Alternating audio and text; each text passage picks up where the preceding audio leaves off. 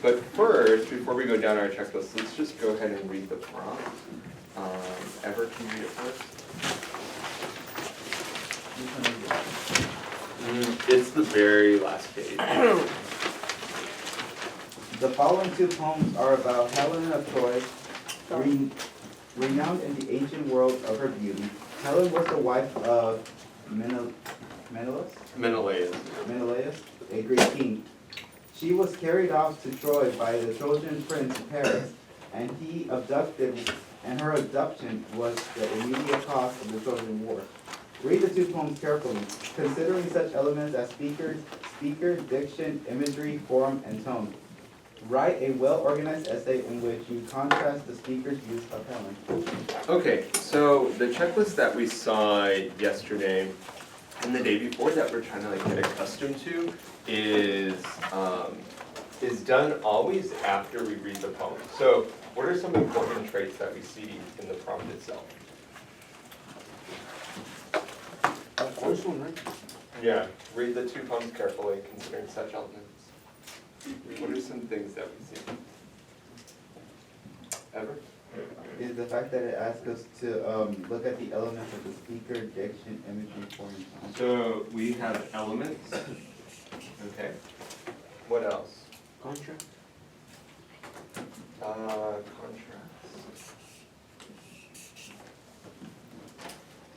And anything else?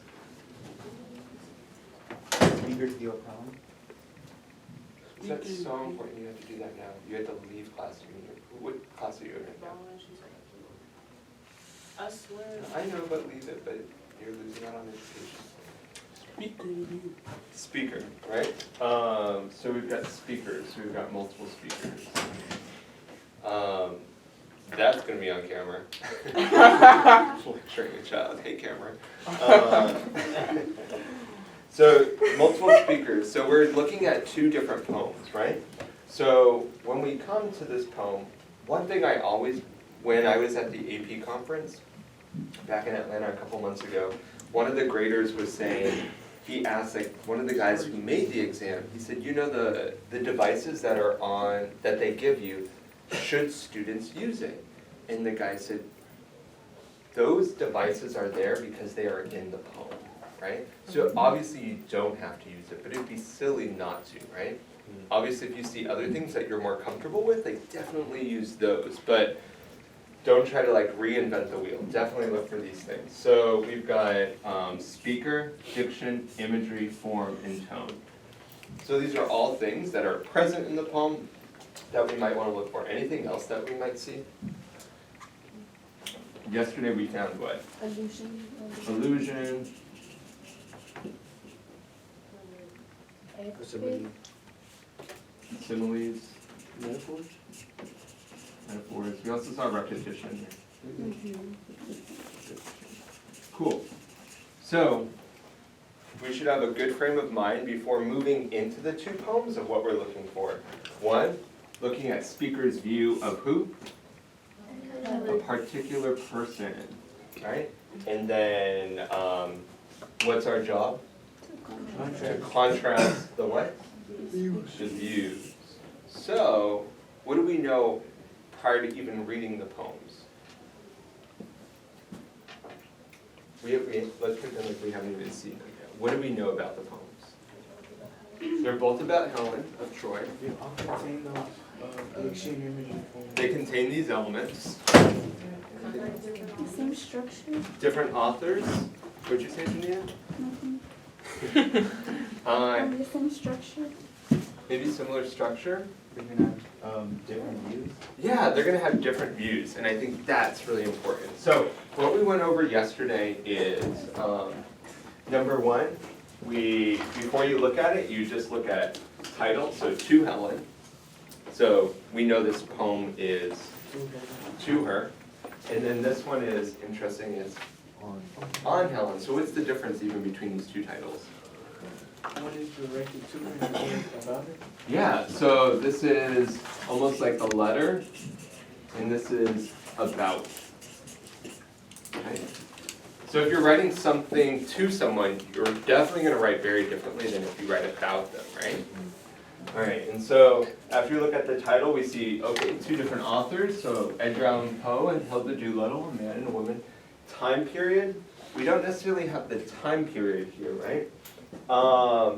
And the poem itself, that's when we look at the structure. So we identified the longest line. What was the longest line? Okay, so I'm gonna put the longest here, and then the shortest line. Which one was that? Our Here. Holy Our Land. holy land. Our Holy Land. At the bottom. Shortest, okay. Structure, what did we say about the structure? Tropaic. Sisi sama arriba to the front office, please. Sisi sama arriba to the front office. Anything else about the structure? Irregular. Irregular rhyme. Irregular meter. Irregular meter. Irregular rhyme and meter. Couplet. Huh? Couplet. Couplet? Alliteration.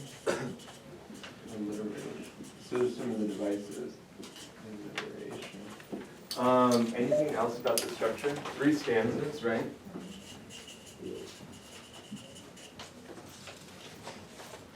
Five lines per stanza. Right? So,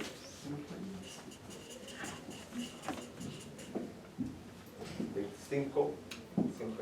And then the punctuation, we marked it. So pauses, I think especially after reading In Death, but I did not wait for death, is that the name of the poem? I did not. Because I could not stop for death, yeah. We really saw the importance of punctuation. Any types of transitions? What are the transitions that we saw? We saw and down here, right?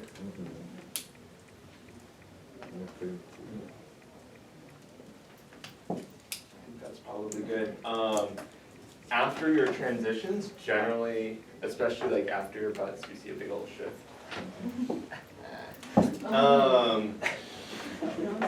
And then words with double meaning. Maybe not on our first read. Then we'll look at words with prefixes and suffixes. Okay, then we looked at the who, the what, so that basic comprehension. And just right off from the start, we saw it was Helen, and if we had read the background before, we would have seen that like this is about Helen of Troy. And then eventually we looked closer at the Nicene Barks, right? So we walked through and we began to ask ourselves this question, like why? Why is Helen being mentioned here in this letter? And what did we come up with? Like why use the person of Helen in a letter? To describe beauty. To describe beauty, what else?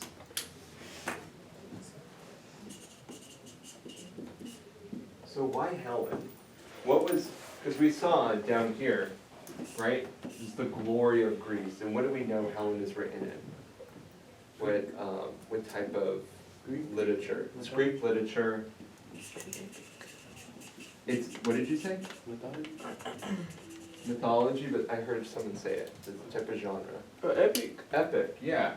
Which is, does everyone remember what an epic is? Yes. Long story of the birth of the Yeah, so we've got this long story. Finally, so why include them? Why make Helen this metaphor in this love letter? Gabby? I guess to show the immensity of his love. Yes, to show the immense love. Anything else? Anyone? To show like how. Yeah. Well, with Helen, she was so pretty, like beautiful, and she like caused war with her beauty, and it's just to like show how like powerful, like how much of a powerful attraction she has.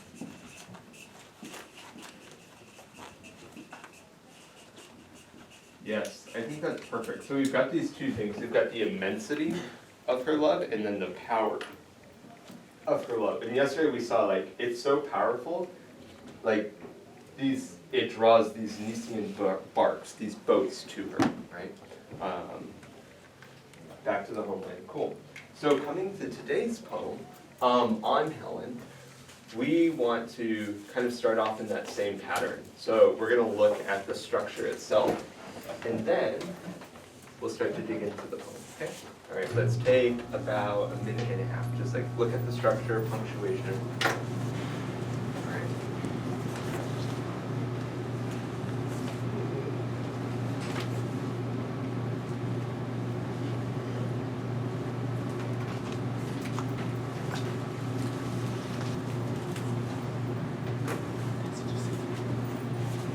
Okay. All right, so now that we've done that initial read, can someone just walk me through, take 30 seconds, and just tell me what you found? Let's see, Ariana? So I realized that there was a period at every like end of the stanza. I also realized that each stanza is increasing by one line. I also noticed that with the first line of each stanza is either starts with all Greek or it just has like the word Greek in it.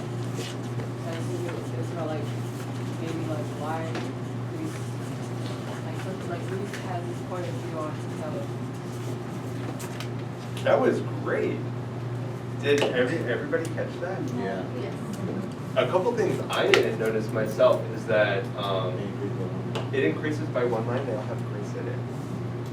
Good. Did anyone want to add on to that? Ashley?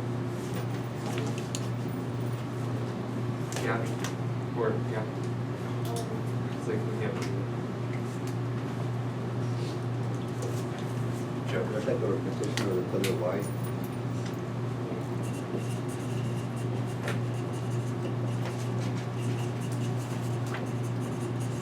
Were you gonna say something? No? Okay. Maria? Diana? Anybody? Cool. I just looked at, I started to count the meter, and I was like, okay, it's irregular. I got to here, I was like, I'm not doing that, like, it doesn't match.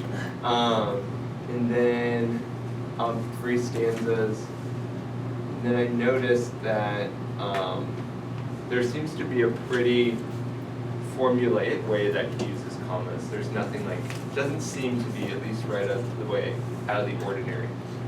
Cool. Now let's go ahead and read it. We're gonna ask our who, what, when questions.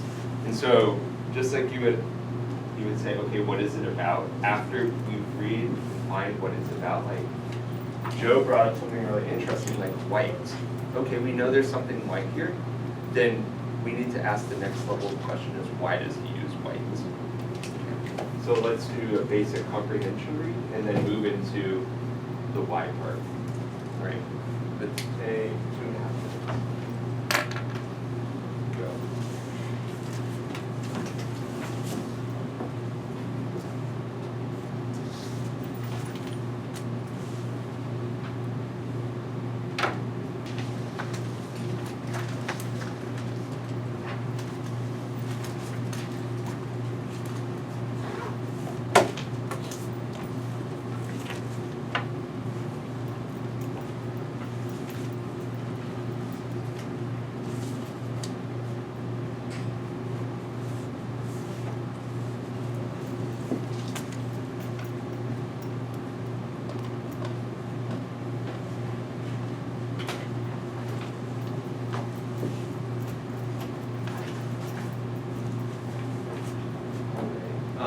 Just because of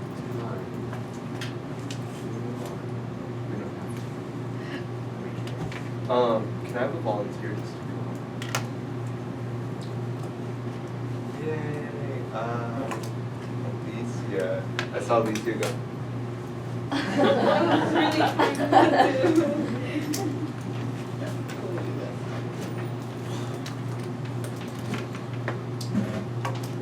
Before, as Alicia is coming up, just coming back to the prompt, this word contrast, it's pretty apparent, right, that they contrast. Anyone want to just quickly, how does it contrast? Just in a simple way. Hannah? I was thinking that the poem is about contrasting with the virtue.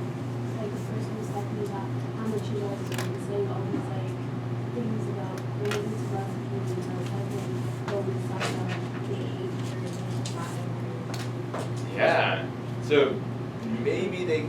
can infer what about the two authors? Separate opinions, okay. We feel differently about women. Because she had very different effects on the war, right? I mean, well, she had an effect on the war, but created very, very polar opposites of people's reactions. Like, either you're gonna love her or hate her, depending on if you won or lost. Cool. Go for it. Okay, so when it says all Greece hates, he still eyes in the white face.